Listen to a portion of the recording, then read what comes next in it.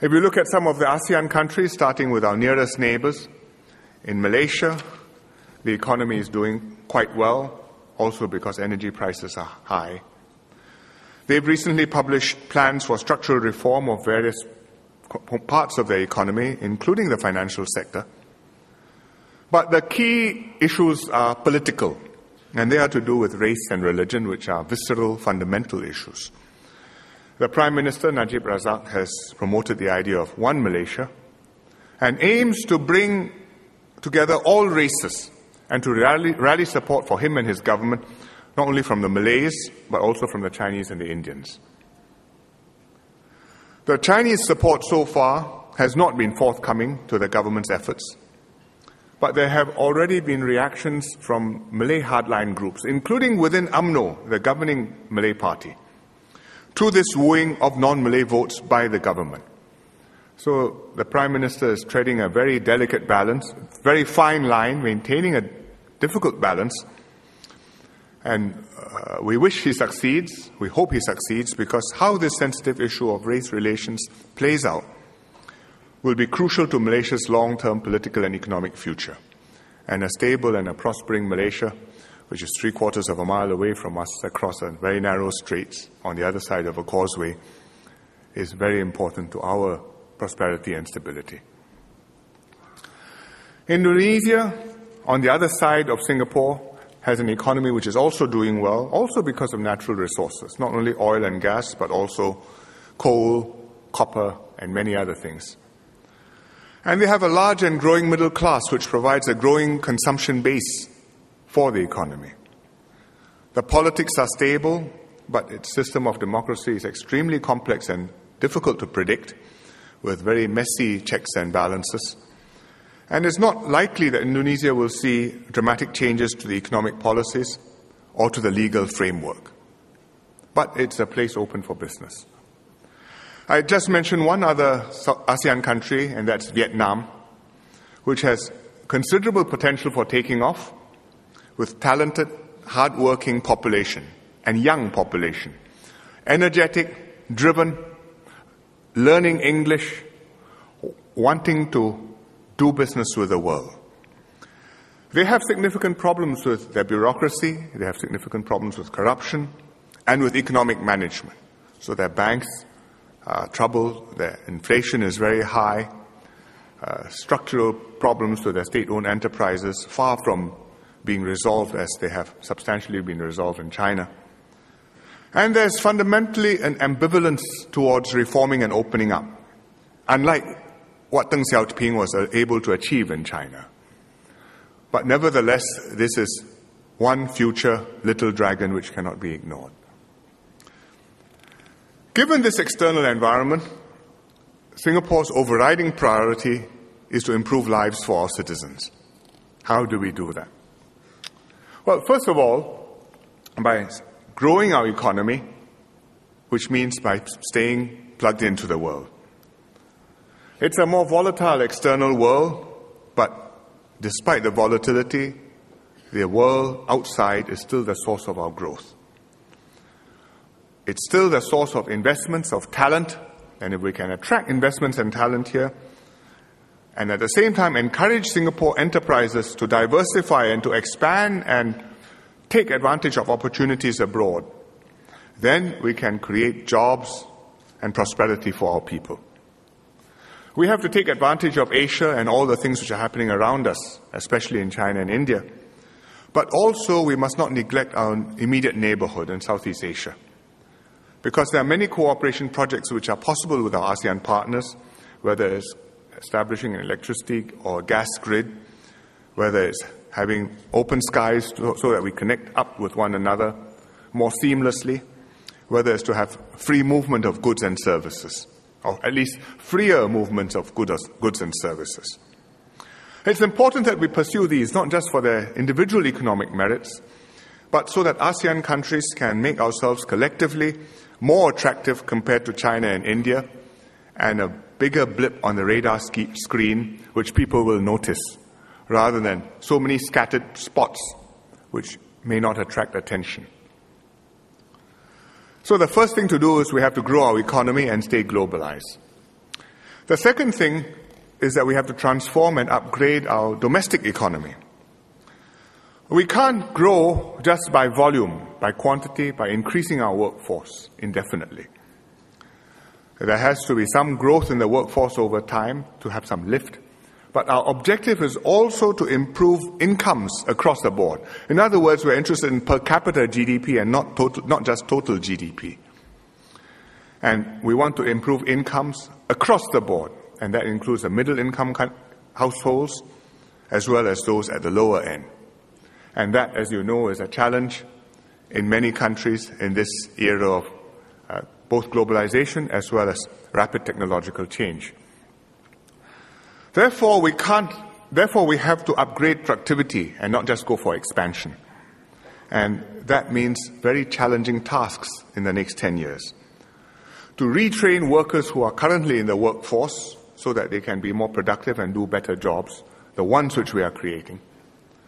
To educate future workers for the new economy, so when they come out from our education system, they are job-ready and deployable, and not over-educated and therefore unemployable, which unfortunately often happens for the best of intentions, when you produce people with paper qualifications who then find that there is not that much market for medieval, pre-Renaissance studies.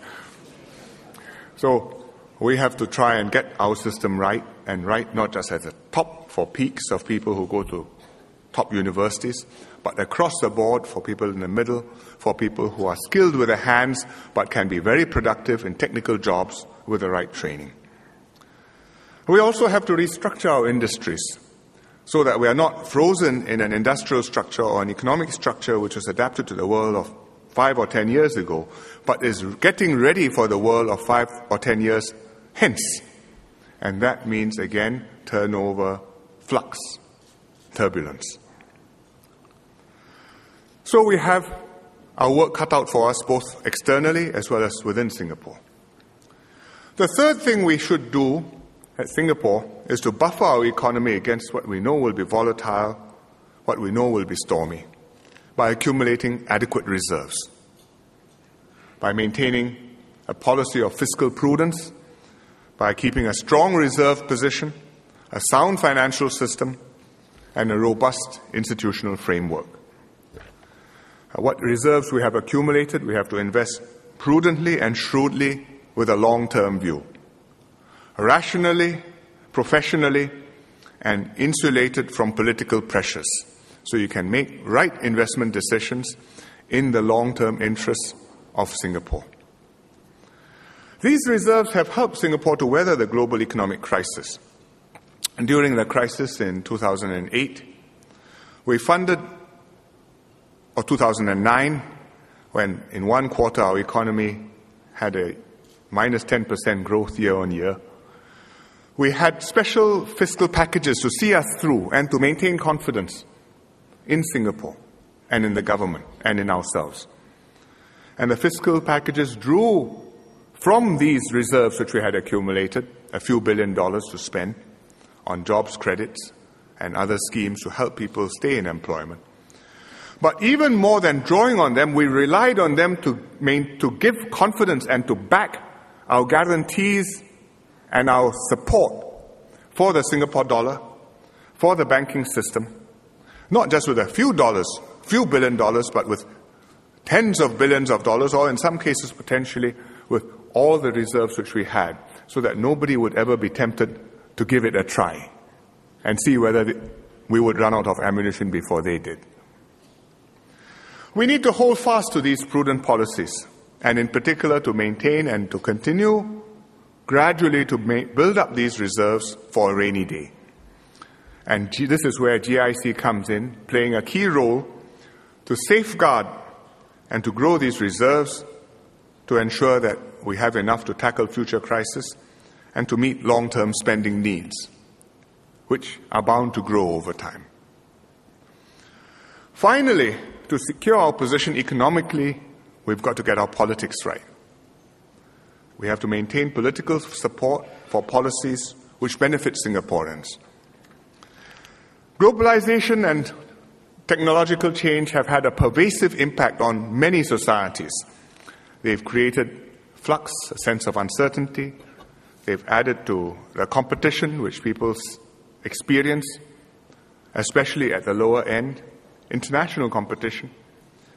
They've widened income distributions, and they have caused global conditions to spill over and to affect domestic economies, whether it's liquidity, whether it's interest rates, whether it's a property market, or, for that matter, whether it's the mood of euphoria and exuberance which, taken to excess, leads to manias, panics, and crashes. So we have to deal with these downsides of globalization and make sure that Singaporeans are taken care of and have confidence that they can cope with this. We have to ensure that the benefits of growth are enjoyed and appreciated by all citizens. And we have to help those who are adversely affected by globalization, which there will be in every country. Even though overall, I'm convinced that globalization is a boon for Singapore and for nearly every country in the world.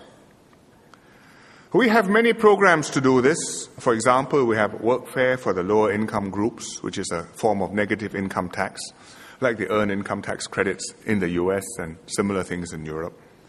We have assistance to upgrade our workers and our small and medium enterprises. We have many different forms of assistance for vulnerable groups. But it goes beyond specific items where you can calculate dollars and cents to a sense of reassurance and concern and empathy, and a sense that we are in the same boat together, we will take care of one another, and we are going to make this together sink or swim. It's not easy for citizens to cope with these rapid changes, even when overall standards of living are rising and the country is making progress, as has been the case with Singapore. If you look at it over the last 5 years, we've been on a real roller coaster ride. We've had plus 14.5% growth last year in 2010. We've had about zero growth for the 2 years before that. And the mood of optimism and alarm has swung to extremes. But overall, if you take it over the last 5 years, we've made at least 5% growth on average. Incomes have gone up in real terms despite higher inflation. Households have more people employed. Our infrastructure has improved. Our economy, I think, is more competitive.